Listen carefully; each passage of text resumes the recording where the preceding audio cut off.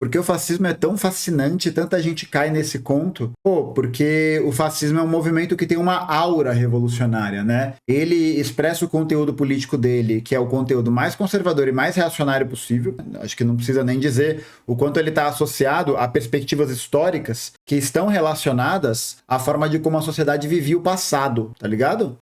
Então ele tem esse caráter, né? E é um caráter de reforço à conservação de um ordenamento social que mantém a mesma classe dominante ali, né? O Zizek vai chamar de revolução conservadora, mas eu não gosto da ideia de pensar uma revolução conservadora. Eu diria que é uma reação conservadora. Poderia ser uma reação conservadora, e aí ele adquire muito, né, esse caráter de fascínio, porque ele, de alguma maneira, é o reforço radical de uma perspectiva filosófica, que é a perspectiva filosófica do indivíduo, da ideia da montagem de um ideal, né, de indivíduo, de um ideal de povo, de um ideal de sujeito. Ideal de sujeito, tá ligado? Então é isso, né? É o sujeito ariano, é o sujeito sionista, né? Que aí, em última medida, significa o processo de formação de uma racionalidade, de um modo de pensamento, de um modo de vida, que vai olhar para o outro, né? Vai olhar para aquele sujeito que é colonizado, para aquele sujeito que representa, de alguma maneira, uma ameaça à ordem, por isso que é um movimento conservador, né? Porque ele brisa sobre a... Eu pensei em visa, falei brisa, olha só.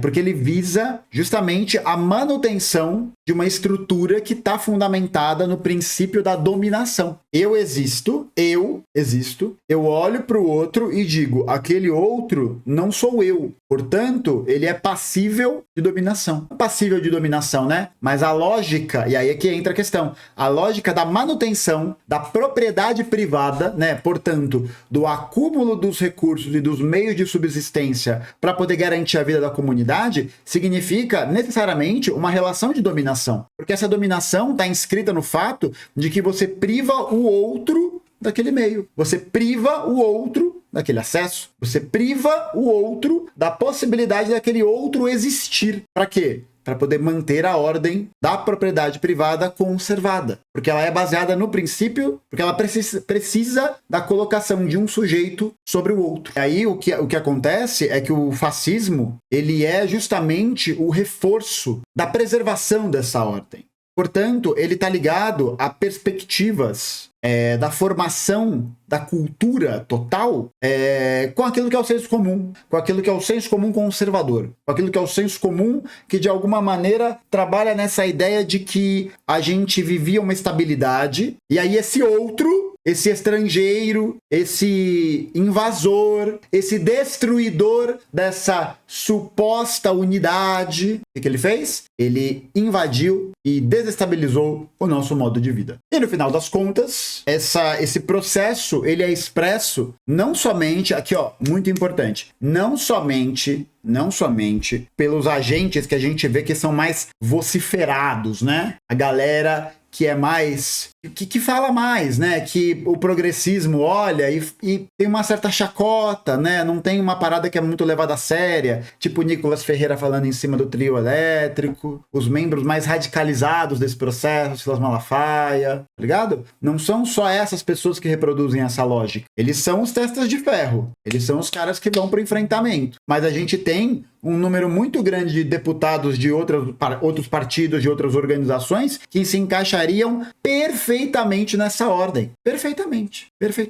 E já estão inseridos, inclusive, na principal forma que o fascismo tem de combater seus inimigos, né? De combater o proletariado, de combater os sindicatos, de combater os partidos comunistas, que é como? O enfrentamento militar, o enfrentamento bélico. Ou você vai me dizer que os conflitos que acontecem, por exemplo, no interior do Brasil, na manutenção da propriedade privada do latifúndio, não são o mesmo processo de terror que é tocado pelos fascistas na Itália durante os anos 20 e os anos 30? É patrocinado, inclusive, né? Patrocinado. Isso vale tanto para o modus operandi de um conflito armado direto, que é feito contra o movimento camponês, que é feito contra o movimento sindical, tá ligado? Isso acontece, cara. Isso é real, isso é real. A gente não vê isso acontecendo, não vê. Mas quando a gente olha para todas as formas de ameaça, de coerção, né, que existem, a gente acaba vendo que há uma guerra acontecendo, uma guerra de classe, ela está acontecendo. Tanto do ponto de vista bélico, quanto do ponto de vista da produção de um terror caracterizado pela propaganda política. Então o erro está em assumir que o fascismo adquire formas que somente se expressam a partir da violência física. Não. É um erro muito grave. O fascismo, ele é uma doutrina que é expressa justamente pela defesa da classe dominante na manutenção das suas posses. Por isso que eu defendo, e eu tenho lido sobre isso, né? E aí me vem a ideia da defesa, né? Porque para mim faz muito sentido. A gente tem um partido que expressa essas questões hoje. Vocês sabem qual é. Vocês sabem qual é. Se quiser o link aí com as pessoas que eu comentei agora há pouco. Vocês sabem qual é. Mas a gente tem também a formação de um agrupamento político que a gente poderia chamar de uma frente nacional conservadora, que não é a galera que está na testa de ferro, mas é a galera que está substancialmente garantindo a existência desse projeto, a existência dessa hegemonia, dessa disputa, tá ligado? Que é o quê? É, por exemplo, os partidos do que a gente chama de centrão, sobretudo um partido específico. É muito curioso. Para pensar um pouco. A forma de como se construiu, por exemplo, toda a narrativa em torno do assassinato, do fato político do assassinato da Marielle, que sempre esteve muito atrelado ao bolsonarismo, às posições do Bolsonaro, às posições da família, né? A questão do condomínio, do Rony Lessa, blá, blá, blá, blá, blá, blá, blá, blá, blá. Como operadores desse processo, como operadores e essas relações. De onde eram os mandantes? De onde que eram os mandantes desse... De que lugar foram os mandantes desse processo? De que lugar... Qual é o lugar em que a gente vê esses quadros mais organizados do modus operandi fascista atuando? Qual é o nome desse lugar? Tá ligado? Que, num primeiro momento, pode até parecer surpreendente. A gente está encarando o fascismo, acho que, sob uma perspectiva muito reduzida, no sentido de como ele se expressa. É claro, né? São setores da classe dominante que têm diferentes formas de operação. É uma disputa dentro da classe dominante, de uma certa maneira. Uma disputa entre aspas, né? Porque o próprio Marx, na luta de classes na França, ele expressa que, a partir do momento em que a burguesia consegue se valer da pequena burguesia para combater o proletariado, massa, beleza. Mas quando a burguesia volta a impor seu poder a partir do estabelecimento da cobrança de aluguéis, da diminuição do crédito, da não aprovação de leis que garantam a sobrevivência até dessa pequena burguesia, porque é o processo de concentração do capital, né? Concentração do capital. Essa pequena burguesia vai se tornar a pequena burguesia radicalizada. Radicalizada, né? Na defesa da propriedade. Enfim, né? Até os burgueses liberais, né? A galera do progressismo. A hora que o pano torce, corre para qual lado? É o clássico, gente. Para quem acompanha a live aqui há muito tempo, para quem tá nessa, né? Quando tudo era mato, já tá ligado, né? Foguete da ideologia. É o foguete da ideologia, cara. É o foguete da ideologia, parça. Pra que lado o foguete da ideologia cai? O extremo centro. Pra que lado ele cai? Qual que é o lado que ele cai? Eu tô caindo pra esquerda, mas eu tô fazendo aqui pra direita pra vocês terem essa impressão. Aqui, ó. Caiu. Mas enfim. E aí eu acho que isso produz um sentimento de revolta muito grande, assim, ligado? Uma revolta, de alguma maneira, justa, né? Em um certo sentido. Justa porque ela diz respeito a também as formas de como as condições econômicas estão dispostas, né? Veja aí, né? Veja aí um outro exemplo. Como a gente analisa mal, está analisando mal esse processo. Na minha opinião, hoje, o concurso que mais tem aberto em São Paulo e, portanto, o concurso que garante vários benefícios em termos de funcionalismo público, né? Alguns benefícios, plano de aposentadoria, plano de carreira, não sei o quê. Algo que hoje praticamente não tem mais. Não tem mais. Olha aí o concurso para professores do fiasco que tá sendo, ligado? Por que será que tá uma merda? Por que será? Precarização do trabalho, parceiro. Qual que é o único concurso que tá tendo? Polícia Militar.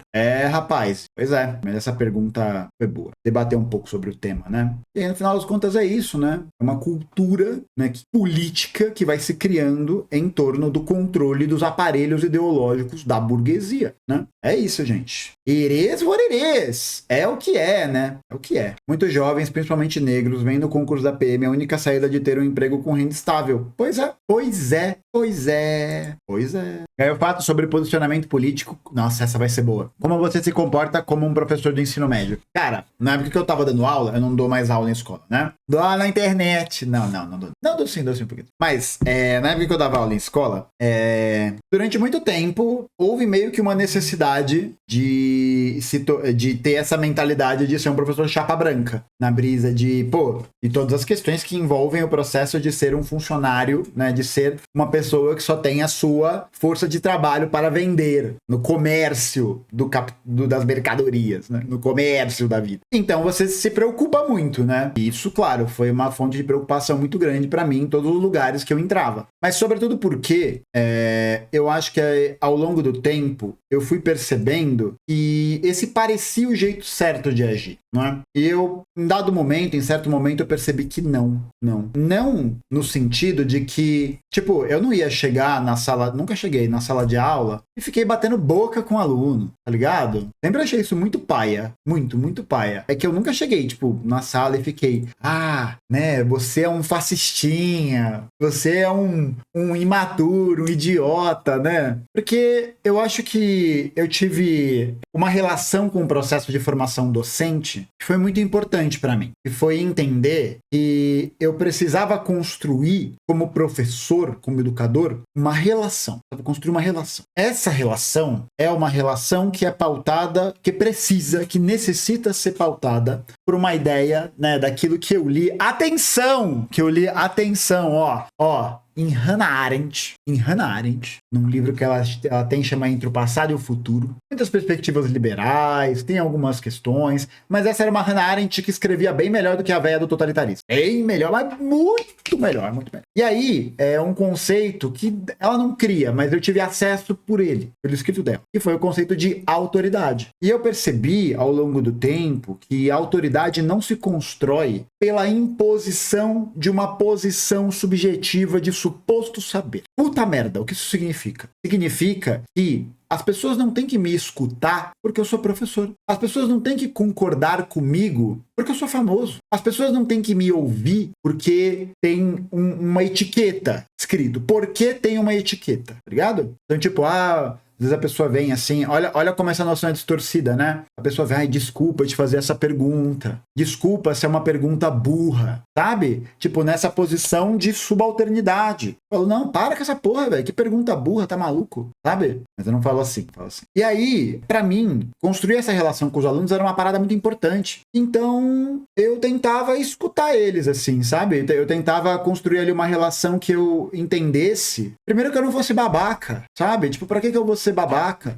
Tem dias que eu vou perder a paciência, tem dias que eu vou estar triste, tem dias que não vão ser bons. Mas eu acho, e aí é claro, né? Cada realidade, e é isso, não é uma fórmula mágica, né, gente? Não é, eu não estou comentando sobre isso para que isso se torne um modus operandi, né? É uma reflexão a partir de uma experiência histórica que eu tive. Então o que acontece é que vai depender de cada contexto, de cada circunstância, tá ligado? E aí, em um determinado momento, quando essa autoridade é adquirida, como ela é adquirida? Pelo respeito. Respeitar não é a mesma coisa de gostar. Essa relação de autoridade, ela é construída pelo reconhecimento, pelo respeito, pelo reconhecimento do outro como um sujeito que não é você. Como que isso opera? Nem todo mundo precisa gostar de história. Nem todo mundo precisa gostar da minha aula. Tá tudo bem. Desde que elas entendam que aquele espaço em que elas estão inseridos é um espaço que tem outras pessoas interessadas em uma circunstância em que elas podem colaborar para isso acontecer, sabe? Uma ideia de construção de comunidade. E a partir de um determinado momento, eu acho que essa questão, por isso que eu tô dando essa voltaça, né? Voltaça do caralho. Por isso que para mim a grande questão era, por que eu teria medo de me afirmar comunista para os meus alunos? Por quê? Porque a questão de fundo, e que as pessoas não veem, é que o aluno não me denuncia porque eu sou comunista necessariamente, porque ele nem sabe o que é isso. Ele tá com o imaginário dele povoado pelo senso comum, tá ligado? Pelo senso comum. Então, por que ele faz isso? Ele faz isso porque não me reconhece, porque não me respeita como autoridade. E na lógica do consumidor, na lógica da mercantilização, isso significa imbuir, né, dar um poder ao consumidor de demitir aquele professor, porque ele não atende às expectativas do consumidor. não é? Não é isso, no final das contas. As pessoas nem sabem o que é comunismo. A galera nem sabe. Mas é norteado pelo senso comum, e esse senso comum é moldado e molda, né, dialeticamente também, a noção de política que essa pessoa tem. Então, para mim nunca foi um problema. Então falava para os alunos. Isso ao longo do tempo, né? Eu não chegava tipo 2 semanas depois e falava, né? Não. Mas era ao longo da construção de uma relação. Então, tipo, para que eu vou ficar, sabe, sendo militudo na sala de aula? Ai, sabe? Falando, o Bolsonaro é um fascista, já quer. Legal. Todo mundo, legal, foda-se. Quem quer rir, tem que fazer rir. Acabou. Já diria o ditado. Quem quer ser escutado, tem que escutar. Eu acho que pra mim a chave do entendimento foi essa. De certa maneira, me destituir de uma posição de suposto saber, né? E aí, você fala que você é comunista. Fala, professor, você é comunista? Eu falo, sou. E aí, é que quando você vai adquirindo a cancha, né? Você vai adquirindo o dibre, primeira aula, e isso era do material didático, inclusive. Não era eu que montava a primeira aula, não. Estava no material didático. Eu aprofundava e dava uma perspectiva partindo dessa ideia. Partindo da ideia de que a análise que a gente faz do conteúdo histórico tem viés, necessariamente. Então, eu falava para eles, eu sou comunista. Isso significa que a perspectiva histórica que eu vou desenhar aqui é carregada de elementos filosóficos, de elementos políticos, de elementos de metodologia, de compreensão, que são atravessados pela teoria marxista. Isso não significa dizer que não se abre para o contraditório, porque aí eu estaria sendo até antimaterialista, né? Muito engraçado, o professor marxista que não se abre para o contraditório. Curioso. Então você tem essa dimensão que, a partir dessa relação que é construída, no meu caso foi assim, né? Vai depender de cada contexto, de cada cenário, e a tendência é que esse movimento piore, tá ligado? Tanto que eu tinha alunos que falavam barbaridades na sala de aula, atrocidades. E o respeito que é construído, meu com ele e dele com o meu, permitiam que eu virasse para o aluno e falasse assim, pô, você falou uma merda, hein? Falou uma merda, hein? Eu, como pessoa, Gustavo, estou te indicando isso. Pessoalmente. Que forma melhor de respeitar alguém do que você firmemente e honestamente apontar uma coisa? Tem forma de respeito melhor do que essa? Respeito não é bajulação. Não. Respeito é ter essa noção, essa possibilidade. E aí é isso, né? Uma relação que pra mim foi um problema. Nunca foi uma questão.